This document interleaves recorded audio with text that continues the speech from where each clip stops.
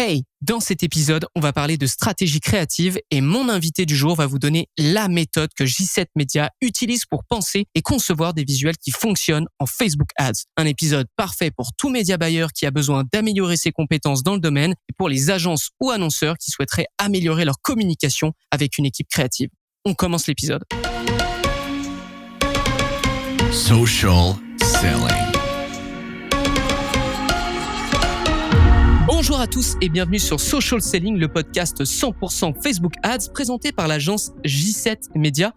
Mon nom est Antoine Dalmas et il y a de ça quelques semaines, j'ai mis en place une enquête à propos de Social Selling.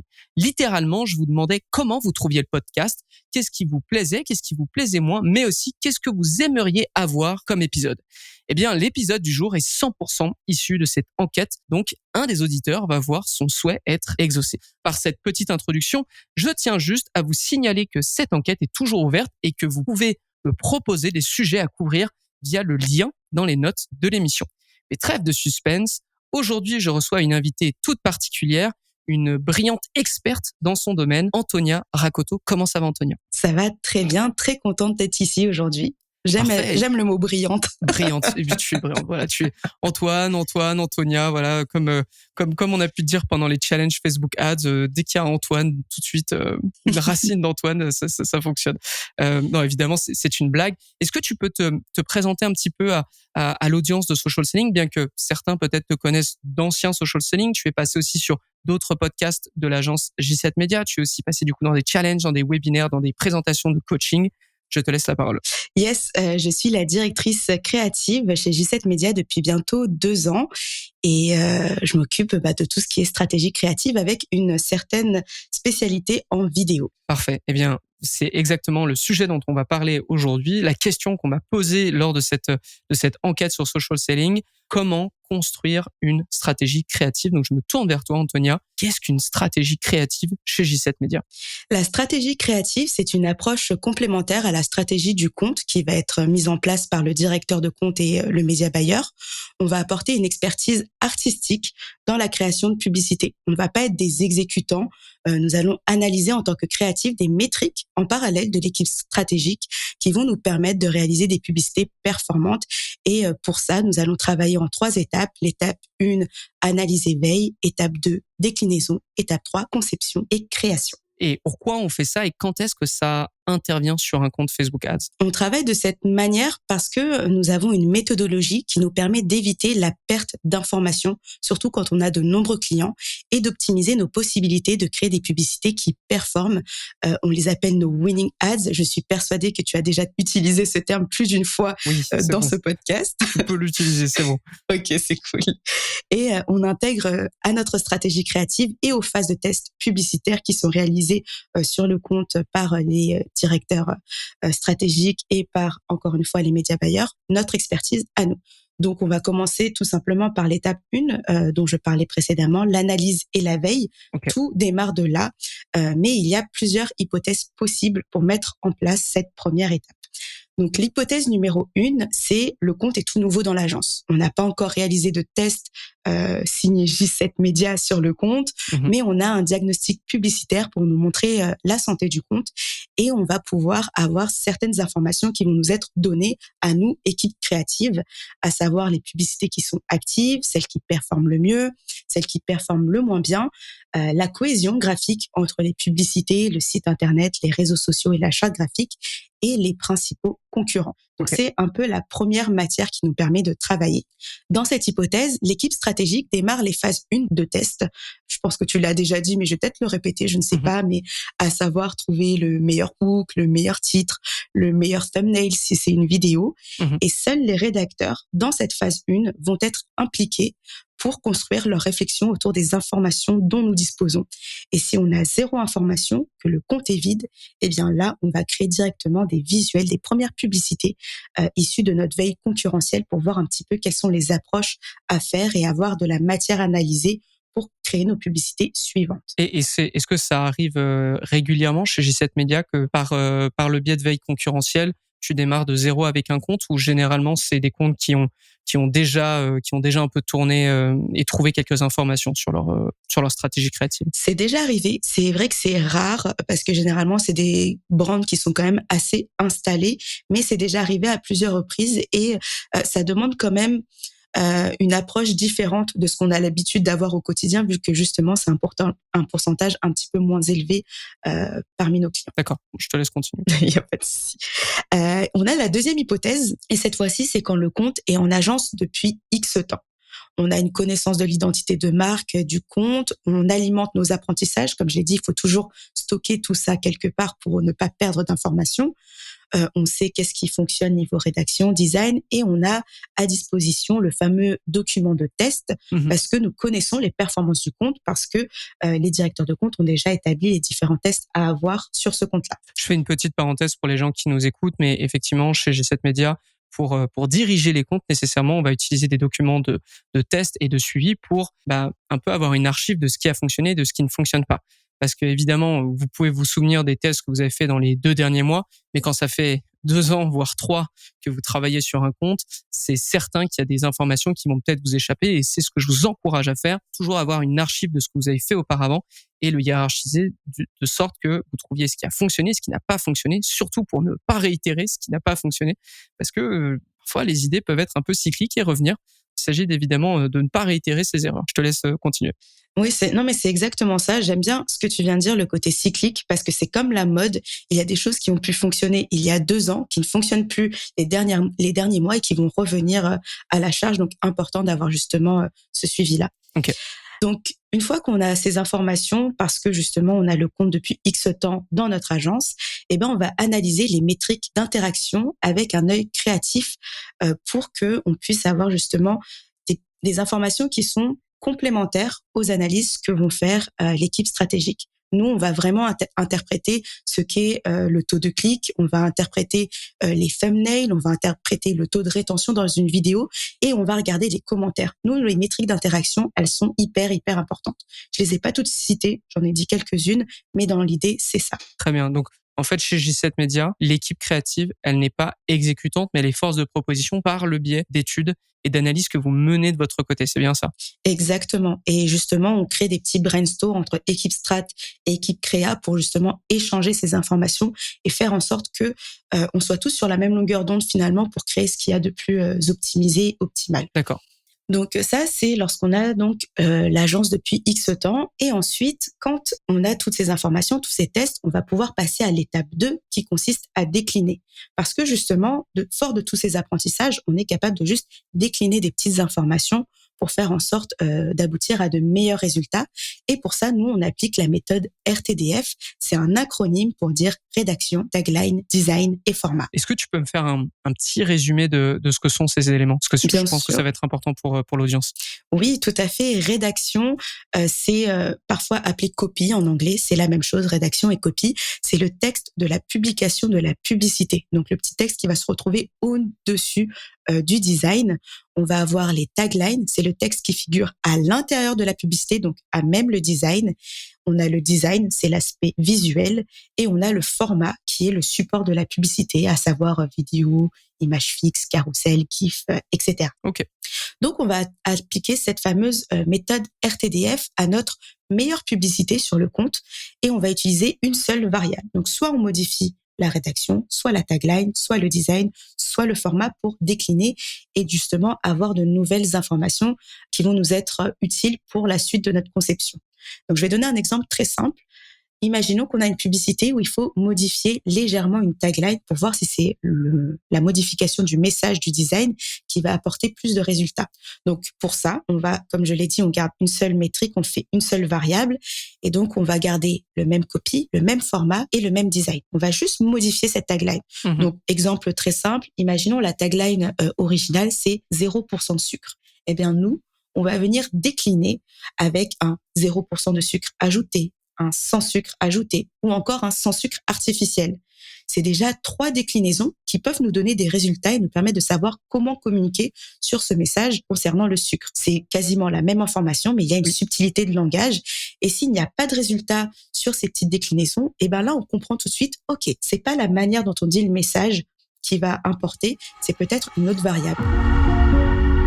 Hey, j'interromps votre épisode de Social Selling pour parler à notre audience canadienne. Si vous cherchez un job en tant que média buyer, c'est possible. J7 Media ouvre de nouveau son recrutement sur le sol nord-américain pour des postes de média buyer ainsi que de directeur de compte en publicité Facebook. Rejoignez une équipe pleine d'ambition, soyez formés aux meilleures pratiques Facebook Ads et devenez un pilier de la croissance pour vos clients. Pour plus d'informations, ça se passe sur l'onglet carrière de J7 Media au j7media.com. Retour à l'épisode. Je fais une petite parenthèse, mais vraiment j'appuie sur ce que tu viens de dire. Pour les gens qui nous écoutent, 0% de sucre ajouté, sans sucre ajouté ou sans sucre artificiel, certaines personnes vont se dire ça peut pas avoir un impact. Eh bien, vraiment, si tout peut avoir un impact. C'est justement, tu en as parlé, mais quand on teste une seule variable.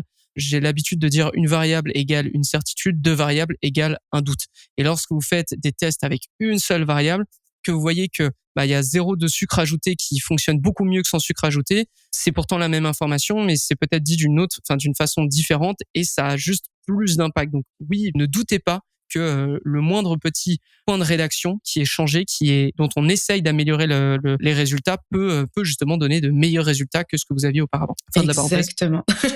Non, mais c'est vraiment, et c'est hyper important.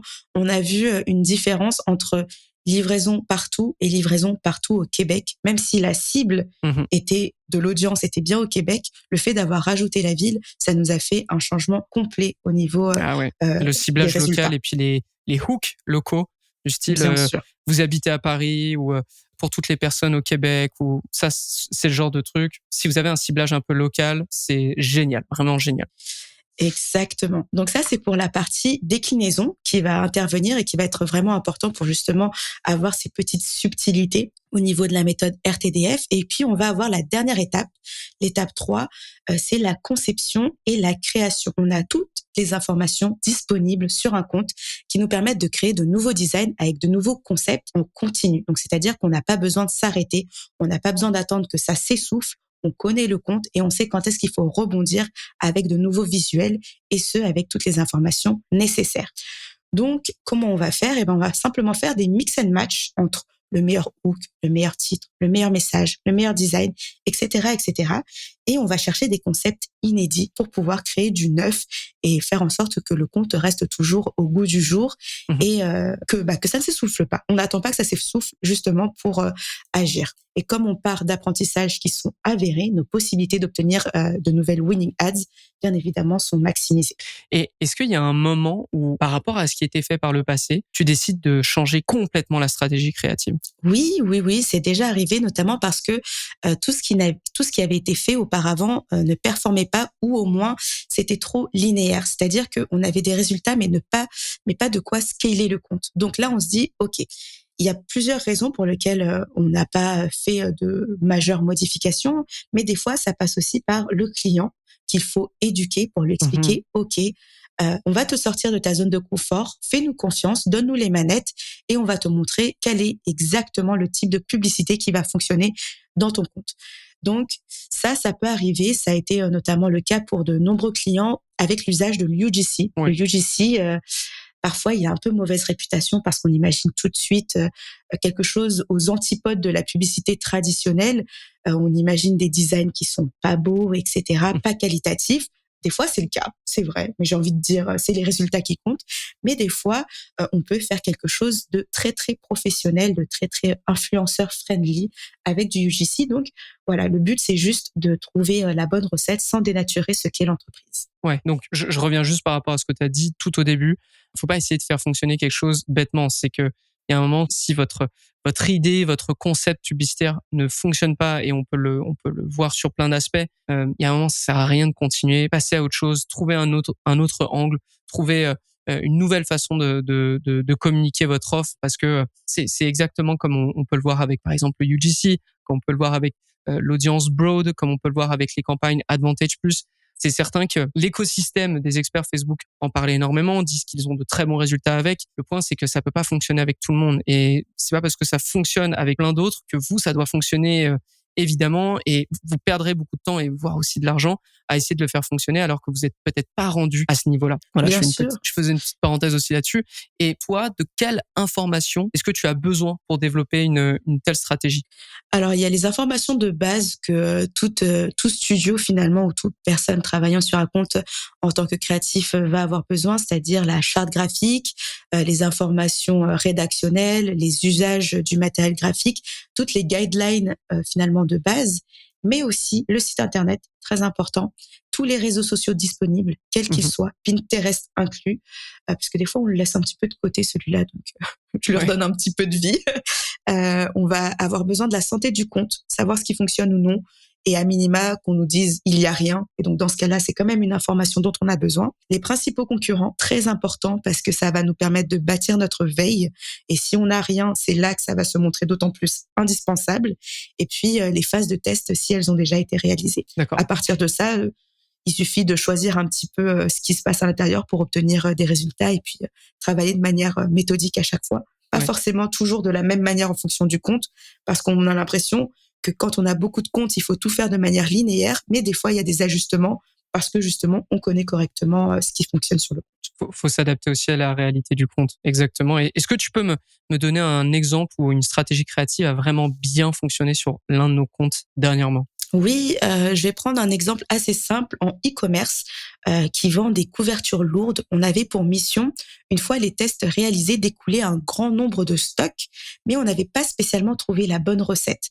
Encore une fois, on avait des résultats, mais pas à la hauteur de ce qu'on recherchait pour scaler le compte. Et donc, c'est un compte sur lequel on a fait majoritairement de l'image fixe. Donc, on a regardé sur la plus grande plage de temps possible toutes les publicités pour faire un peu un comparatif de nos meilleurs ads sur une longue période de 2 ou 3 ans. Parce que je précise le 2 ou 3 ans parce que généralement, on regarde les 3 derniers mois du compte pour avoir une vision actuelle du compte. Mais quand on n'a jamais réussi à trouver ce petit twist qui fait qu'on scale, on va chercher dans une plus grande période et puis on va regarder justement dans nos documents tout ce qui s'est passé sur le compte.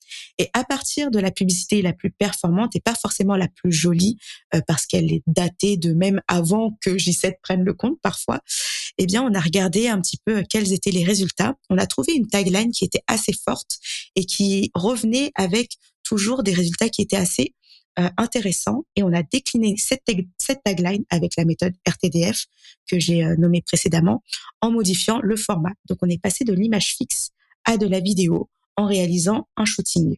On a repris exactement la même tagline sur les 3 premières secondes, comme scroll stopper, et on a ajouté par la suite toutes les informations issues des questions qu'on retrouvait dans les commentaires, des informations qu'on avait besoin de transmettre, et là, boum, après 2-3 ans d'existence du compte, eh ben, on a notre winning ad, parce que justement, on a appliqué toute notre méthodologie qu'on a réussi à tisser au fil du temps. Et après ça, on continue avec de nouveaux shootings, on continue de faire des nouvelles winning ads et tous les mois, on en a une nouvelle. Ouais, vous voyez, ouais. C'est analyse, veille, déclinaison, et puis vous continuez, vous créez au besoin, mais c'est purement mathématique, ça fonctionne par embranchement. Est-ce que vous en êtes rendu là? Non, donc revenez à l'étape 1, etc., etc. Et est-ce que tu as d'autres conseils à nous donner justement dans ce domaine, parce qu'on te reçoit très rarement et j'aimerais vraiment que l'audience puisse en profiter au maximum. Oui, là, je vais peut-être un petit peu me répéter, mais peu importe votre méthode, il en faut une. Il faut structurer son travail, il faut faire en sorte de ne perdre aucune information. S'il y a un mot à retenir, c'est ne perdre aucune information. Et pour un créatif qui a des idées qui vont à 1000 à l'heure, il est nécessaire d'avoir un endroit pour stocker, structurer tous ces apprentissages. Sinon, on peut très, très vite partir dans tous les sens et finalement avoir 0 résultat. Tout à fait d'accord. Structurer, ayez un processus aussi parce que ça vous permet d'éviter de faire des erreurs même de jugement en fait. Si vous avez bien entre guillemets bétonné votre processus, vous savez ce que vous devez faire quand vous êtes dans telle ou telle situation. Donc c'est ce qu'on a mis en place pour le media buying chez J7 Media, c'est ce qu'on a mis en place pour tout ce qui est création publicitaire et exactement ce que nous explique Antonia aujourd'hui. Donc, comprenez que avoir un bon processus qui est bien rodé, que vous avez mis face à des comptes réels, ça peut vraiment, vraiment, vraiment vous aider. On retrouve aussi, je le répète, mais dans ta méthodologie de stratégie créative, on retrouve aussi un peu la même idée finalement que de la publicité sur Facebook dans le sens du media buying, à savoir trouver quel est le meilleur élément, le décliner pour prolonger son succès et ensuite, au besoin, refaire des publicités qui se reposent justement sur les concepts qui ont fonctionné. Exactement. Antonia, merci d'avoir été avec nous. Est-ce que tu as un dernier mot avant de nous quitter? Non, c'était un plaisir. Et puis si un jour il y a de nouveau besoin de répondre à des questions, je suis disponible pour ça. Avec grand plaisir. Vous le savez, vous avez l'enquête Social Selling qui est dans les notes de l'émission si vous avez envie de me proposer un sujet. Et aussi, on a beaucoup parlé de notre méthode justement de testing. Cette méthode, elle nous a permis et elle nous permet encore de faire passer des comptes Facebook Ads de plus de $1,000, de $1,000 de dépenses par jour à 5 000, 6 000, 7 000, etc. Donc de vraiment scaler. Si ça vous intéresse, je vous encourage vivement à taper j7media.com/scale, parce qu'on vous donne une formation gratuite de 40 minutes dans laquelle on vous explique comment on fait passer justement ces comptes de $1,000 à plus de $5,000. Voilà, c'est vraiment de la très très grosse information, donc je vous recommande d'aller dessus. Antonia, merci d'avoir été avec nous. Merci à tous de nous avoir écoutés. J'espère que ça vous a plu. Quant à moi, je vous donne rendez-vous au prochain épisode de Social Selling. À très vite.